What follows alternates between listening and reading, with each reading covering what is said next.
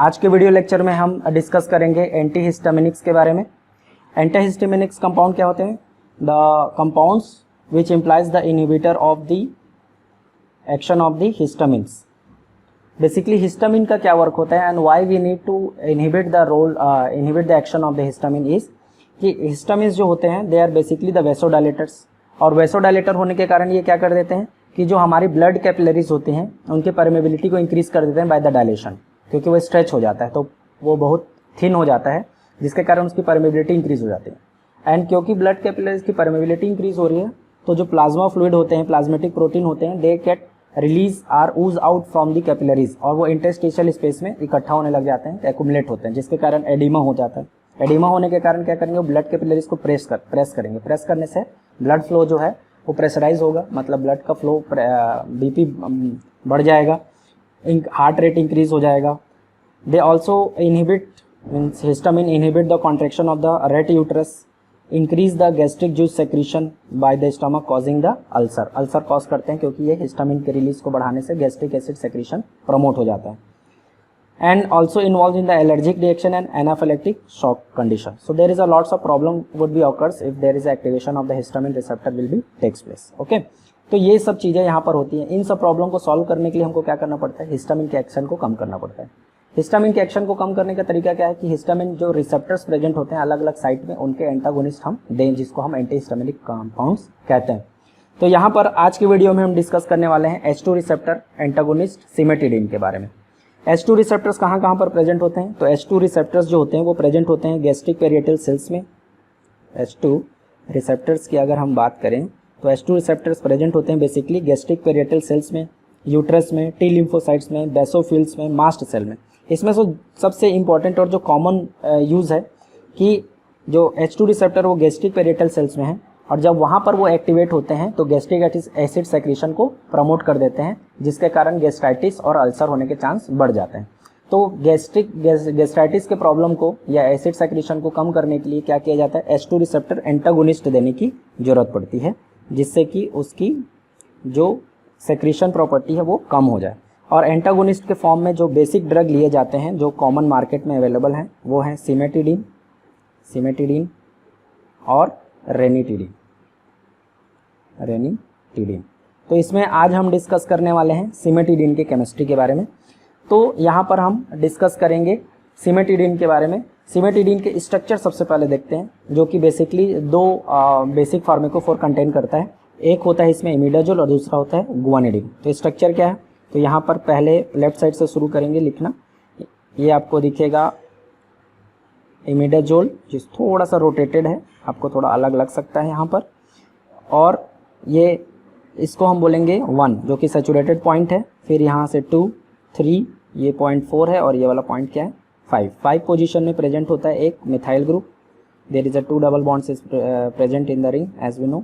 और यहाँ पर 4th पोजीशन से ये अटैच होता है आगे के चेन के साथ में, जहाँ पर पहले नंबर में आता है एक मिथाइल ग्रुप CH2, फिर सल्फर, फिर आएगा एथाइल ग्रुप CH2, फिर आएगा गुआनिडिन ग्रुप। और ये जो गुआनाइड ग्रुप होता है, ये गुआनाइड में NHC डबल बॉन्ड NH होता है। इस H को रिप्लेसमेंट के साथ में यहाँ पर प्रेजेंट होता है CN, साइनाइड रिप्लेस करता है हाइड्रोजन को, फिर NH, और फिर उसके बाद प्रेजेंट होता है क्या CH3। So this is the full structure of the cimetidine.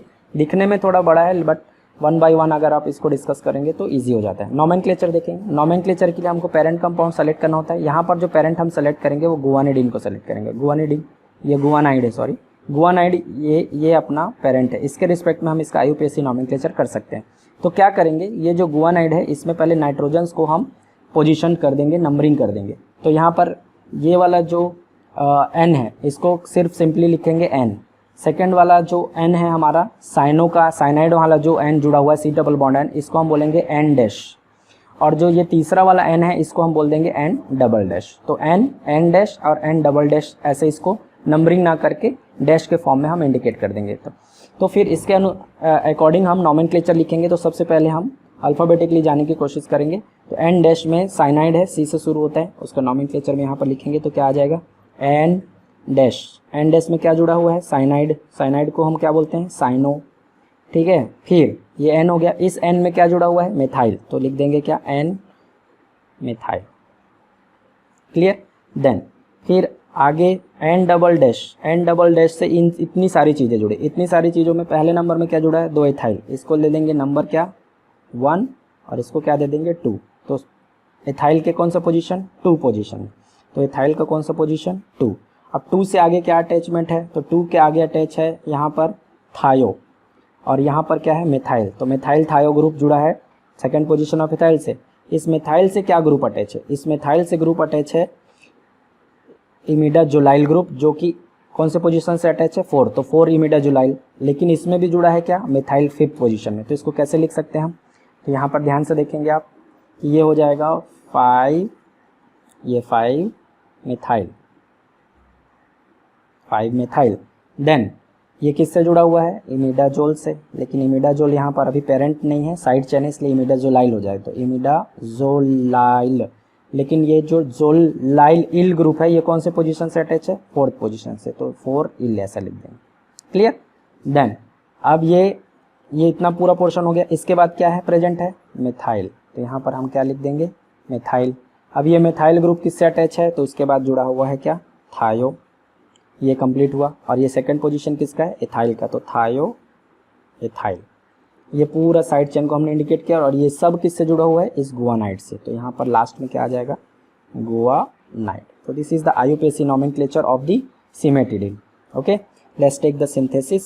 Synthesis कैसा होगा उसका रिएक्शन देखते हैं, इसका स्कीम देखते हैं, सिंथेटिक स्कीम।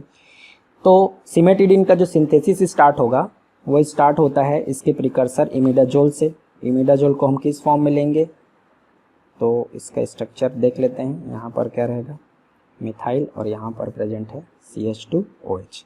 इस कंपाउंड का क्या नाम है, इस कंपाउंड तो इमिडाजोल 4 इल तो है, लेकिन ये क्या है मेथेनॉल है, तो मेथेनॉल के रिस्पेक्ट में मेथेनॉल से 4th पोजीशन है, ये 5 पोजीशन, तो 5 मिथाइल 5 मिथाइल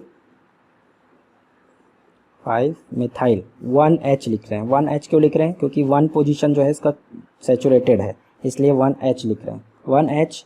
देन इमिडाजोल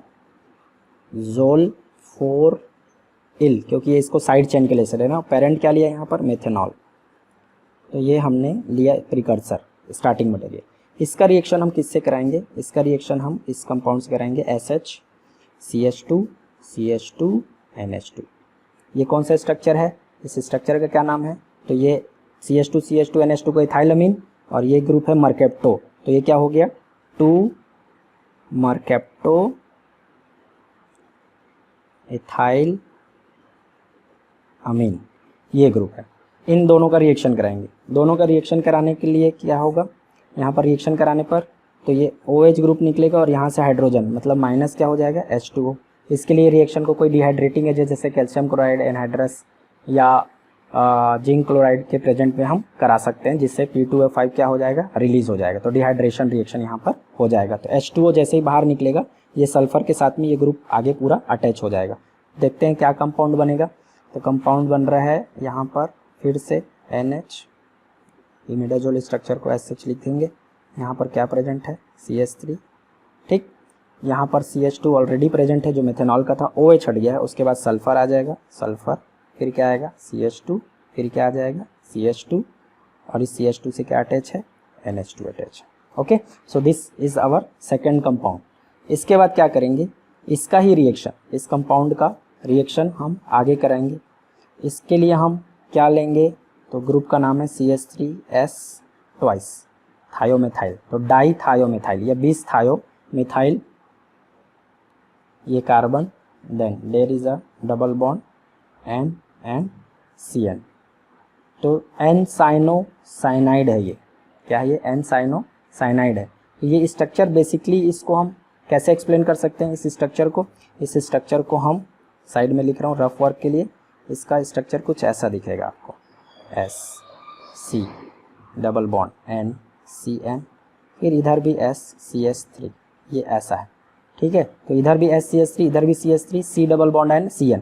ये वाला जो पोर्शन है ये आपको याद दिलाएगा इस वाले पोर्शन की, ठीक है। इस पोर्शन को हमने यहाँ पर लिया हुआ है। अब इस 20 थायोमेथाइल एन साइनाइड की जब रिएक्शन हम कराएंगे तो क्या होगा, इसमें से एक जो मेथाइल ग्रुप है, ठीक है, कौन सा मेथाइल ग्रुप, एक जो मेथाइल ग्रुप है यहाँ से सेपरेट होगा और ये जो ग्रुप है CH3S, इसको H चाहिए, ये H कहाँ से लेगा, इस NH2 से एक हाइड्रोजन रिलीज होगा और ये मिथाइल मरकेप्टो या थायोमिथाइल ग्रुप बना के बाहर निकल जाएगा। बाहर निकलने से ये ग्रुप बाहर हुआ तो ये कार्बन जो है वो NH, यहाँ से NH2 से H निकल गया, NH से जाके अटैच हो जाएगा। तो स्ट्रक्चर देखेंगे आगे, स्ट्रक्चर क्या बनेगा, तो ये पूरा स्ट्रक्चर एज सच रहेगा। यहाँ पर ये N डबल बॉन्ड N, यहाँ पर CH3, थोड़ा फास्ट करेंगे, CH2S, फिर क्या आ जाएगा CH2 NH हो जाएगा, क्या हो जाएगा NH, NH2 में से एक H निकल गया SH बनाने के लिए। फिर आगे C डबल बॉन्ड N और यहाँ क्या हो जाएगा CN, और इसके साथ क्या अटैच हो जाएगा SCH3, ठीक है। तो CH3 यहाँ पर अटैच है। अब लास्ट काम क्या करना है हमको, यहाँ पर क्या जोड़ना है, methyl instead of this group, तो NHCH3 जोड़ना है। क्या जोड़ना है NHCH3, ये SCH3 हमको NHCH3 चाहिए, तो हमारा कंपाउंड क्या हो जाएगा कंप्लीट। इसके लिए सिंपली क्या करेंगे हम रिएक्शन में, तो रिएक्शन में ये करेंगे कि इसका रिएक्शन हम करा देंगे, क्योंकि हमको मिथाइल अमीन ग्रुप चाहिए तो मिथाइल अमीन से रिएक्शन करा देंगे। तो ये हो गया CH3 और ये हो गया क्या NH2, मिथाइल अमीन से रिएक्शन जब कराएंगे तो सेम जैसे यहाँ थायोमिथाइल ग्रुप निकला था, फिर से थायोमिथाइल ग्रुप निकलेगा। इस बार ये वाला बॉन्ड ब्रेक होगा और ये जो CH3S है वो इस NH2 में से H लेगा और माइनस क्या हो जाएगा CH3S, H लिया इस NH2 में से H, तो ये थायोमिथाइल बाहर निकल गया। अब ये NH2 में क्या बचा NH, और यहाँ पर वैलेंसी कम हुई, इस कार्बन से अब ये NH अटैच हो जाएगा। तो देखिए स्ट्रक्चर क्या हो जाएगा, यहाँ पर NH, N डबल बॉन्ड है, CH3 है, ओके, CH2S, CH2 ये सब ऑलरेडी प्रेजेंट है, N C double bond CN, clear. Then SH बना के निकल गया CH3SH, यहाँ पर क्या बचा NH और CH3, ये अपना स्ट्रक्चर किसका हो गया सिमेटिडीन का। So very simple synthesis, precursor imidazole और 2 मरकेप्टो एथाइल अमीन से स्टार्ट किए, दोनों फ्यूज़ हो गया, फ्री प्राइमरी अमीन ग्रुप है उसको थायोमिथाइल ग्रुप के साथ H ग्रुप निकल जाएगा, फिर बाकी ग्रुप फ्यूज़ हो जाएगा। फिर ये जो N साइनाइड है इसमें थायोमिथाइल बचा है, उसको मिथाइल अमीन के साथ रिएक्शन करा देंगे, वो फ्री हो जाएगा। So this is the full nomenclature and synthesis of the cimetidine. Mechanism of action क्या होता है मैं ऑलरेडी डिस्कस कर देता हूँ कि cimetidine inhibits the competitively the action of the H2 receptor, मतलब ये हिस्टामिन के साथ कॉम्पिटिशन करता है और H2 रिसेप्टर के साथ बाइंड हो जाता है। Cimetidine use in the duodenal ulcer to inhibit the gastric acid secretion stimulated by the food, मतलब फूड लेने से, जैसे आप खाना खाते हैं फूड ले रहे हैं तो उसके कारण क्या होता है डियोडेनल से एसिड सेक्रेशन होता है, जिससे अल्सरेशन होने का चांस बहुत ज़्यादा बढ़ जाता है। अगर अल्सर कंडीशन है तो और वर्स हो जाएगा। तो सिमेटिडीन का जो एक्शन है कि वो क्या करता है H2 रिसेप्टर को इनहिबिट कर देता है, जिससे गैस्ट्रिक एसिड सेक्रेशन रुक जाता है और अल्सर प्रिवेंट हो जाता है।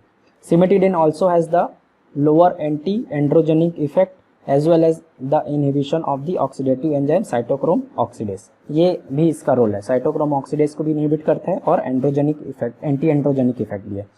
तो साइटोक्रोम ऑक्सीडेस को अगर इनहिबिट करेगा तो जिस ड्रग का ऑक्सीडेशन के थ्रू मेटाबॉलिज्म होना है उसको ये क्या करेगा इनहिबिट, मतलब उस ड्रग का जो ड्यूरेशन ऑफ एक्शन है या तो उसको बढ़ाएगा या डोज डंपिंग करने का काम करेगा। तो ये इसका ड्रग इंटरेक्शन बहुत ज़्यादा होता है क्योंकि ये एक बहुत ही मेजर साइटोक्रोम ऑक्सीडेज एंजाइम को इनहिबिट करता है, तो ड्रग इंटरेक्शन को भी चेक करते रहना पड़ता है, ठीक है। So this is all about our video, that is the cimetidine and its action and its chemistry. Thank you. Keep watching our YouTube channel SRIP Edu Pharma. Thank you.